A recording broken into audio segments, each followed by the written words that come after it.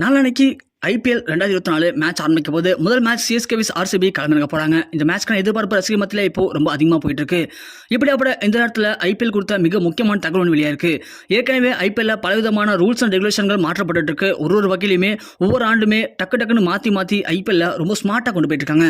அந்த வகையில் இப்போ புதிய ரூல்ஸ் ஒன்று இந்த வருடம் ஐபிஎல் வந்து கடைபிடிக்க போறதா இப்போ ஐபிஎல் நிர்வாகம் தெரிவிச்சிருக்காங்க. ஏற்கனவே கடந்த ஆண்டுல இருந்து ஐபிஎல்ல கிட்டத்தட்ட பார்த்தோம்னா இந்த இம்பாக்ட் வீரர்கள் வைட் நோ பாலுக்குலாம் ரிவ்யூ கேட்கறதுன்னு சொல்லி பலவிதமான ரூல்ஸை கொண்டு வந்தாங்க. அந்த ரூல்ஸ் எல்லாமே இப்போ நடைமுறைக்கு இருக்கு.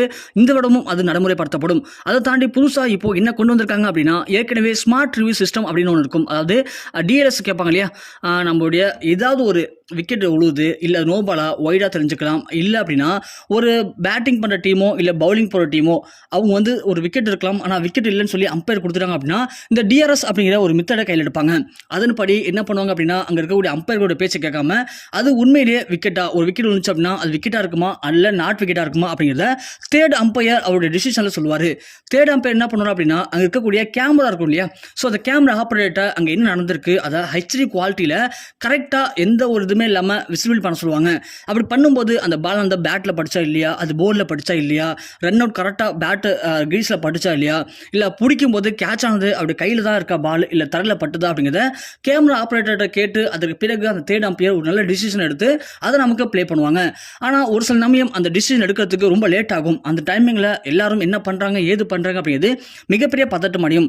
லாஸ்ட்டாக இருந்த ஒரு T20 மேட்ச்சில் கூட அதே மாதிரி விராட் கோலி ரோஹித் சர்மா பேசிட்டு டிஆர்எஸ் எடுத்திருப்பாங்க. அப்படி எடுத்துட்டு இருக்கும்போது விராட் கோலிட்ட நம்ம ரோஹித் சர்மா பரபரப்பாக பேசிட்டு இருப்பாரு. அப்போ வந்து பார்த்தோம்னா டிசிஷன் பெண்டிங்கில் இருக்கும்போது கேமரா நம்ம ரோஹித் சர்மா பார்த்து வச்சிருப்பாங்க. உடனே ரோஹித் சர்மா சொல்லுவாரு, எதுக்காகப்பா என்ன பார்த்துட்டு இருக்க, ஸோ நீ வந்து டிஆர்எஸ் மெத்தட் படி கண்டிப்பாக அது விக்கெட்டாக இருக்குமா இல்லையா அப்படிங்கிறத சோதிச்சு சொல்லு, எதற்காக தேவையில்லாம என்ன பார்த்துட்டு இருக்க அப்படின்னு மாதிரி பேசியிருப்பாரு.